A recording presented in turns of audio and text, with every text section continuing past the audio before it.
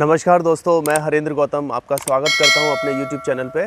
और आज मैं आपसे बात करूंगा गैस की समस्या के लिए। गैस की प्रॉब्लम जो हमारे गैस जो बनती है वो हमें कितना नुकसान पहुंचाती है और कितने लोग इस गैस की समस्या से काफ़ी परेशान हैं। गैस जो हमारे बॉडी में बनती है जिसको हम वायु बोलते हैं, और ये वात पित्त कफ जो तीनों हमारे दोष होते हैं।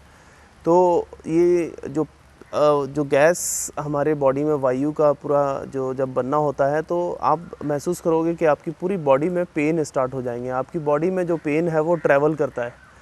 तो गैस जब भी आपको बनेगी आप अनकंफर्टेबल होंगे, आपका पेट फूलेगा, आप कंफर्टेबली काम नहीं कर पाएंगे, आपकी बॉडी में पेन हो रहा है, कभी पेन आपकी गर्दन में हो रहा है, कभी हेडेक हो रहा है, कभी नी में पेन आ रहा है। तो वो गैस जो है ना आपकी ट्रैवल करती है।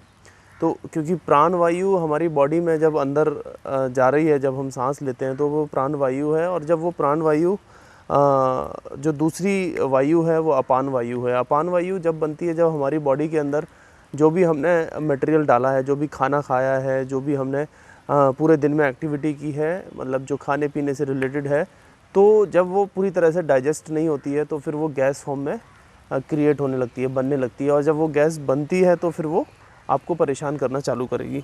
तो गैस से हम किस तरीके से बच सकते हैं, किस तरीके से हम उससे छुटकारा पा सकते हैं, आज उसके ऊपर मैं बात करूँगा। आपको बताऊँगा कि कौन कौन से जो तरीके हैं जिससे हम अपनी गैस की समस्या से अपने आप को बचा सकते हैं।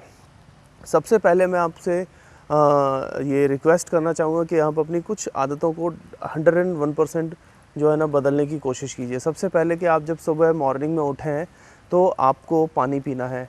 आपको कम से कम 2 से 3 गिलास गर्म पानी, लीक वार्म वाटर पीना है और बिना कुल्ला किए करना है, ठीक है। क्योंकि जो सलाइवा आपके मुंह में बना है वो आपका अंदर जाना चाहिए, जिससे कि आपका डाइजेस्टिव सिस्टम इम्प्रूव होगा, बेटर होगा, और वो आपको गैस ना बनने में भी हेल्प करेगा, जिससे कि गैस ना बने। फिर बात आती है कि हम सुबह जो खाते हैं वो क्या क्या चीज़ें हैं जिनको हमें अवॉइड करना चाहिए। खाने पीने में सुबह कोशिश कीजिए कि आप जो है ना, जिनको गैस की प्रॉब्लम है, एसिडिटी की प्रॉब्लम है, वो लोग चाय को अवॉइड करें, चाय ब्रेड को अवॉइड करें, मैदा की चीज़ों को अवॉइड करें। सुबह आप खाली पेट 11 से 12 बजे तक सिर्फ फ्रूट्स के ऊपर रहें, लिक्विड डाइट्स पे रहें, नारियल पानी पिएं, फ्रूट्स खाएं, किसी भी तरह के जो आपको पसंदीदा फ्रूट्स हैं वो खाइए, तो आपको उससे बहुत राहत मिलेगी। फिर जब आप लंच लेंगे तो लंच में आपका जो डाइट है वो डाइट में ऑयल मसाले आप कम से कम यूज़ कीजिए। आप अल्कलाइन जो है ना चीज़ों को ज़्यादा से ज़्यादा यूज़ कीजिए। आपके जो रोटी है, आटा है, वो चोकर वाला होना चाहिए, वो महीन नहीं होना चाहिए। मैदा को पूरी तरीके से आपको अवॉइड करना है। जो पतला आटा होता है वो मैदा की ही फॉर्म है। तो कोशिश कीजिए कि आप चोकर का आटा लें, या फिर आप 2-3 अलग अलग जो ग्रेन्स हैं उनको आप मिक्स करके आटा बनाएं, ठीक है। तीसरा, आपको पूरे दिन में पानी ज़्यादा पीना है। पानी की मात्रा कम से कम 12 से 15 गिलास के बीच में होनी चाहिए, सुबह से लेकर शाम तक।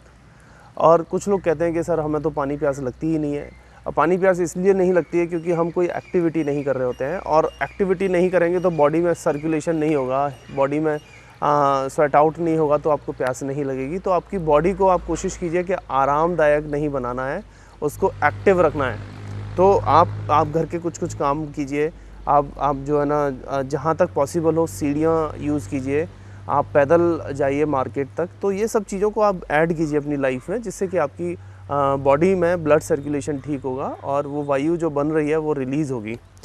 दूसरा जो पॉइंट है कि आप पानी कैसे पीना है। जब जनरली मैंने देखा है लोग खाना खाते हैं और फिर साथ में पानी भी पी रहे होते हैं, या खाना खाने के तुरंत बाद पानी पी लेते हैं।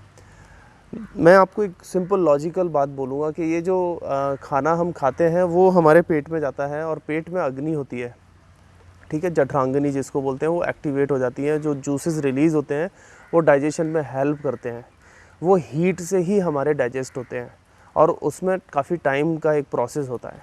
तो लोग जो हमारे अग्नि है वो उसको हम एक हवन कुंड मान लेते हैं कि एक हवन कुंड है। अब हवन कुंड में अग्नि जल रही है और आप ऊपर से अगर पानी डालोगे तो क्या होगा? अग्नि बुझ जाएगी, और पानी अग्नि बुझ गई और धुआं वहाँ से निकलने लगेगा, धुआं उठने लगेगा। ऐसे ही सेम हमारी बॉडी के अंदर है, वो जो अग्नि है जिसको हम बुझा देते हैं तो फिर वो धुआं निकलता है। धुआं मतलब गैस। जब वो गैस बनेगी तो वो कहीं ना कहीं ट्रैवल करेगी, जहाँ जहाँ ट्रैवल करेगी वहाँ वहाँ वो आपको नुकसान पहुँचाएगी। तो आप इस कंडीशन को ना आने दें आप, क्योंकि ये जब रेगुलर आप इस प्रैक्टिस में आओगे तो पित्त आपका बढ़ने लगेगा, जिससे आपको ये अजीर्ण, गैस, खट्टी डकारें ये सब आना स्टार्ट हो जाएंगी। तो आपको ये विशेष ध्यान रखना है कि पानी को एटलीस्ट आप 1 घंटे का गैप करके ही पिएं। आप हो सके तो 1 से डेढ़ घंटे बाद पानी को पिएं, और पानी को हमेशा बैठ कर पिएं, घूंट घूंट करके पिएं। पानी को खाना है और खाने को पीना है। इसका मतलब यह है कि हम पानी घूंट घूंट करके पी रहे हैं, यानी कि ब्रेक्स में पी रहे हैं, और हम खाने को पी रहे हैं, यानी कि खाने को इतना चबा रहे हैं कि वो लिक्विड हो जाए, हमारे मुंह की जो सलाइवा है वो इतना उसके अंदर मिक्स हो जाए, तो अंदर जो काम हमारे दांतों का है वो पेट को ना करना पड़े। ठीक है, तो आप उस जो हमारे को ईश्वर ने दांत दिए हैं उनका हमें पूरा भरपूर उपयोग करना है। तो इस बात को विशेष ध्यान रखें। खाने को जितना हो सकता है आप च्युइंग कीजिए और ध्यान के साथ खाइए। खाना खाते समय आपका पूरा वो एक मेडिटेशन की क्रिया होनी चाहिए। आप पूरी तरीके से उसको फील करते हुए खा रहे हैं, ना कि आप मोबाइल देखते हुए या टीवी देखते हुए खा रहे हैं। अगर आप ऐसा करते हैं तो गाइज़ आपकी बॉडी में ये विष बनेगा, आपको गैस बनेगी, उसका कोई सॉल्यूशन नहीं है, कोई दवाई नहीं है जिससे इन चीज़ों को ठीक किया जा सके। तो मैं आपसे रिक्वेस्ट करता हूँ कि खाना खाने के लिए एटलीस्ट टाइम प्रॉपर तरीके से दीजिए, जिससे कि आप उसको एंजॉय कर सकें। तो और खाने में आपको डाइट को लाइट रखना है, ठीक है, बहुत हैवी डाइट नहीं रखनी है।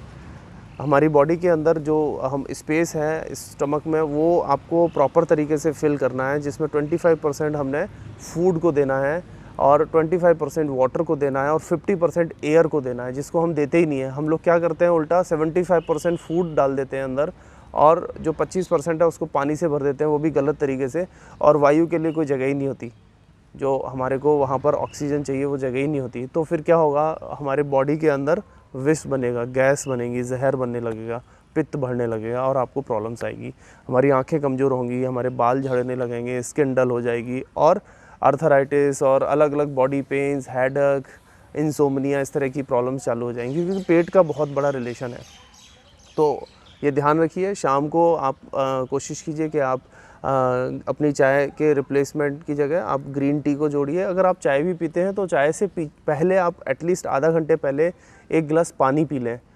तो अगर आप दूध की चाय पीते भी हो तो आपको वो उतना नुकसान नहीं करेगी, क्योंकि वो डाइल्यूशन हो जाएगा, चाय काफ़ी पतली हो जाएगी। तो आप पानी पीने के बाद फिर चाय पिए, लगभग आधा घंटे का गैप करके, और 1 से 1.5 गिलास पानी पीना है आपने। फिर शाम का डिनर आप लंच से हाफ़ कर दें। लंच से हाफ़ मतलब अगर आप 2 चपाती खाते हैं तो 1 चपाती शाम को खानी है, और उसमें कोशिश करनी है कि आप सैलेड ज़्यादा खाएं, या आप जो है आप अपने खाने को रिप्लेस करके कोई ऐसी डाइट लें जिसमें फ़ाइबर ज़्यादा हो, जो आपके डाइजेस्टिव सिस्टम को इम्प्रूव करे। ठीक है, तो ये आपको विशेष ध्यान रखना है। अब बात आती है कि कौन कौन से क्रियाएं हैं जो हमें बहुत हेल्प कर सकती हैं इस प्रॉब्लम से बचने के लिए। तो मैं आपको कुछ योग की क्रियाएं बताऊंगा और फिर एक्यूप्रेशर के बारे में बताऊंगा। योग में हमें सबसे पहले हम खड़े होकर ताड़ासन की क्रिया करते हैं, वो मैंने आपको पहले वीडियोस में बताई हुई है, आप वहाँ से देख सकते हैं सूक्ष्म व्यायाम की। तो वो ताड़ासन आपको प्रैक्टिस करना है और ट्विस्टिंग करनी है, जिसको हम कटी चक्रासन करते हैं, वो आपको करना है। फिर जो है लेट कर करने वाला एक क्रिया है जिसको हम पवन मुक्तासन कहते हैं, वो आपको करनी है, और ये कम से कम 10-10 बार करनी है आपने। आप सिंपल लेट जाइए, अपने पैर को खींचिए और चिन से लगाइए, सांस को छोड़ते हुए। 1 2 3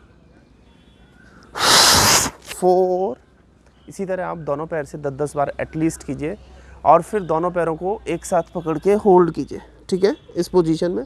जिनको गर्दन में प्रॉब्लम है वो लोग नहीं उठाएंगे, और कोशिश करेंगे इसको पूरा क्लोज लेकर आने की। राइट, और धीरे धीरे इसकी प्रैक्टिस को आप सुबह शाम दोनों टाइम करेंगे। मॉर्निंग में एम्प्टी स्टमक, इवनिंग में आप शाम को 5:30-6 बजे, लंच के एटलीस्ट 3.5 से 4 घंटे के बाद ये प्रैक्टिस आपको करनी है। फिर दूसरा आपको करना है कपालभाति क्रिया, जो मैंने आपको वीडियो में बताई हुई है, आप वहाँ से देखकर कर सकते हैं। सिंपल बैठकर सांस को बाहर फेंकना है, पेट को अंदर की ओर खींचते हुए।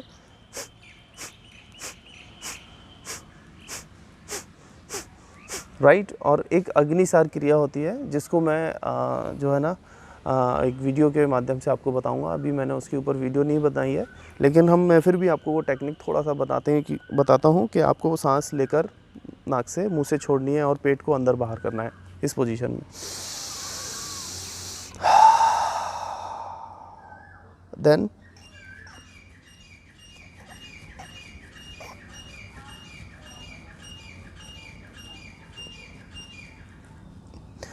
राइट, ये अग्निसार क्रिया है, नौली क्रिया है। तो इसके ऊपर मैं प्रॉपर तरीके से एक वीडियो बनाऊंगा। ये बहुत पावरफुल है, जिससे हमारी गैस की समस्या ख़त्म होती है। तो आप इन क्रियाओं को करें। दूसरा, आप अपने डेली रूटीन में आपको क्लैपिंग करनी है। क्लैपिंग से क्या होता है कि हमारे जितने भी बॉडी में पॉइंट्स हैं, ये हमारे हाथों में है। हमारी बॉडी में जितने भी ऑर्गन सिस्टम है, पूरा का पूरा हमारे हाथों में उसके पॉइंट्स हैं।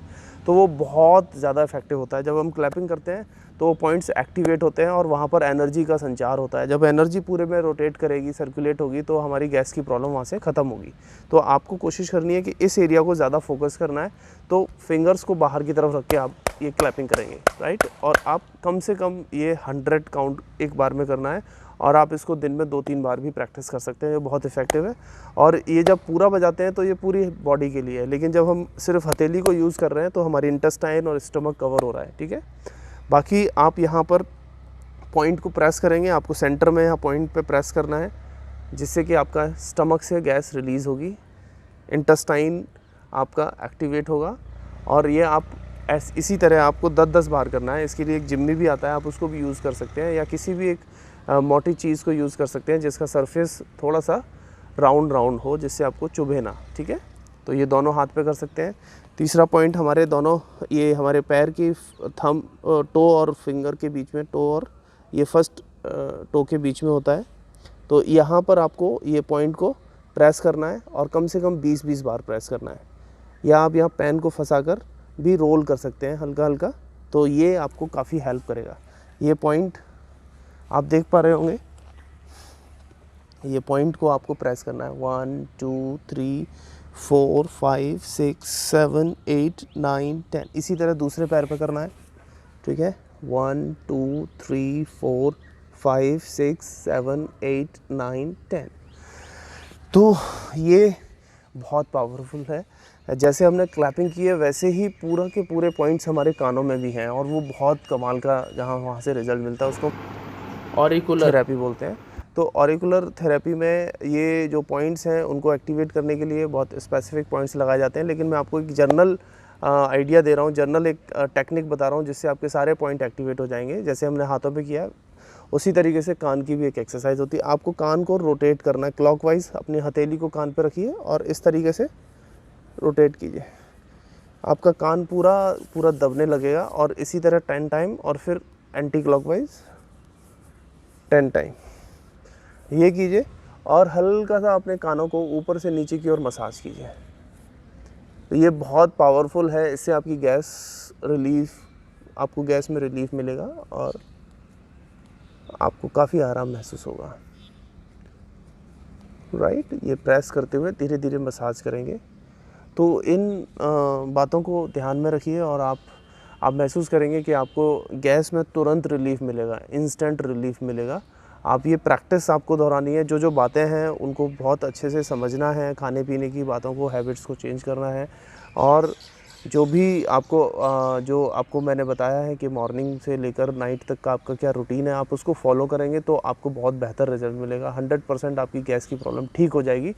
तो मैं आशा करता हूँ कि आपको ये वीडियो पसंद आएगी। आप इसको अच्छे तरीके से फॉलो करेंगे तो आपको डेफिनेटली बहुत अच्छा रिजल्ट मिलेगा। गैस की प्रॉब्लम आपकी पूरी तरह जड़ से ठीक हो जाएगी, बशर्ते आपको इन सब चीज़ों को ध्यान रखना है। आज हम इस वीडियो को यहीं समाप्त करते हैं, और नेक्स्ट वीडियो मैं आपके लिए जल्दी लेकर आऊँगा, जिसमें मैं आपको बहुत अद्भुत चीज़ों के बारे में, प्रॉब्लम्स के बारे में शेयर करूँगा, जिससे आपको बहुत सारा बेनिफिट मिलेगा।